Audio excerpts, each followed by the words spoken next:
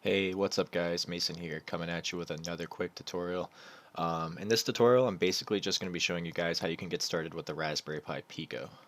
So yeah, let's go ahead and get into it. So first, what you want to do is you want to go ahead. So on the board, I don't have the equipment at the moment to show my Pico, um, so that's unfortunate. But for now, I'll just show this PDF. So basically, what you want to do is you want to hold down this boot select button on top of the board as you're plugging it into this micro USB port. Um, after you do that, the computer should read it as a mass storage device. And yeah, it's basically added as a mass storage device, just like if you plugged in a USB or something like that. So then once you do that, you want to go ahead and jump over to the Raspberry Pi website. And you want to head over to Hardware, All Products. I was already on the page, but I'll show you how to get there, just in case you don't know. Click on the Pico, click on Get Started, sorry. Come down here. Now, in this tutorial, I'm just going to be showing you guys how to get started with MicroPython. However, I will make a video in the future on how to get started with C and C++, because that is a whole nother setup. So yeah, just go ahead and click Getting Started with MicroPython. Come down here, download the UF2 file. I'm not going to download this because I already have it downloaded. I already set mine up. So yeah, but I'll show you anyways. So yeah, basically, if you're on Linux, the mass storage device for your Pico will pop up right here. If you're on Windows, it will show up as a drive as well. But basically, all you have to do is drag this UF2 file into the RPi mass storage device. From there, the Pico will then reboot, and it will be capable of reading and writing MicroPython. All right. Once you've done that, the Pico has successfully rebooted and it's capable of reading and writing MicroPython. What you want to do is you want to go ahead and download Thonny. So if I go ahead to the Thonny website, you can download it for Windows, Mac, and Linux.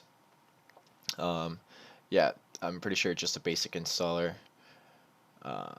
Yeah, executable for Windows. So yeah, it's basic installer for if you're on Windows and Mac. If you're on Linux, however, you can download it simply by just opening up a terminal here, doing sudo apt install Thonny.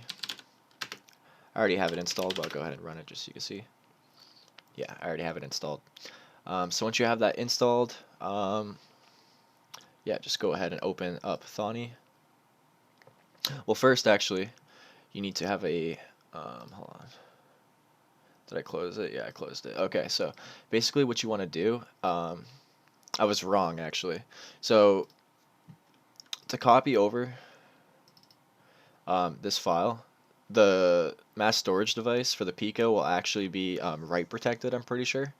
So you'd want to go ahead and basically, let me see if I can find the commands up here. Yep. So you want to do sudo copy the file image, or the file, sorry, over to your mass storage device. As you can see, it will show up as rpi rp2. Once you've done that, you want to run this command, sudo usermod -a-G dial out your username. Alright, and that will basically let you be able to program this thing without needing root access. I'm pretty sure that's what it does. Alright, so once you've done all that, you can go ahead and jump in the Thonny. As you can see, I already have some code loaded up here. Once you jump in the Thonny, so just ignore this. Once you jump in the Thonny, what you want to do is you want to go ahead and hit run, select interpreter, and by default it will say the same interpreter which runs Thonny default. It will be this that's selected by default. What you want to do is you want to go ahead and select MicroPython generic, and then in the port you want to look for on my PC it shows up as board in FS mode. I'm pretty sure it's what it will show up for you guys too. You want to go ahead and select that because that's your Pico. And hit OK. And then you're basically good to go ahead and get started programming the thing. So yeah, I'm just going to open up the file that I had. Do keep in mind when you're saving files to the Pico that it has very limited storage. So you got to keep that in mind. You don't want to be saving a whole crud ton of files to it.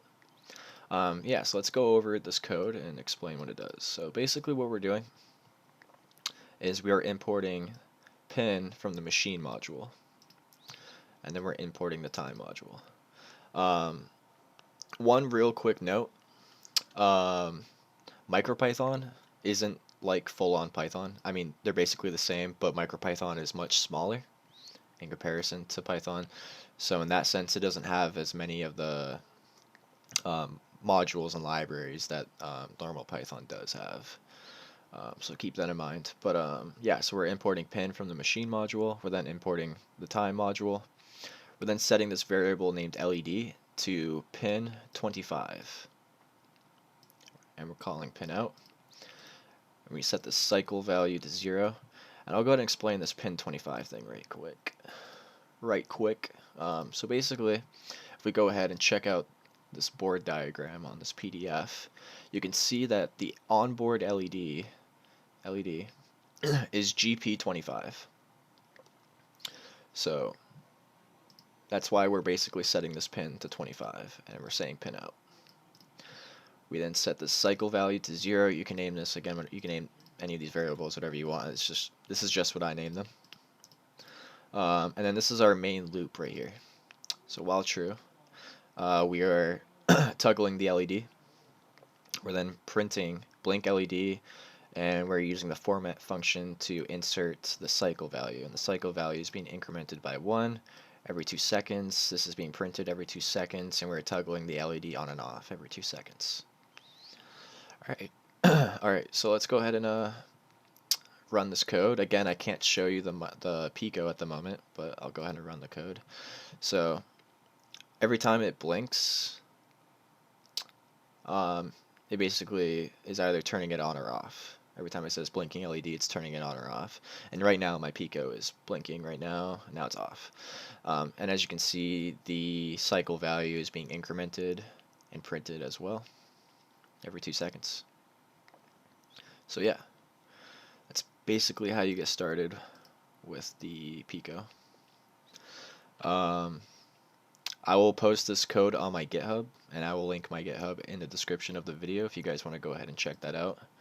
But yeah, that's about it really. It's just a simple how to get started with the Pico. I know a lot of people are starting to get interested in this new device by the Raspberry Pi Foundation, so yeah, it's a really cool device.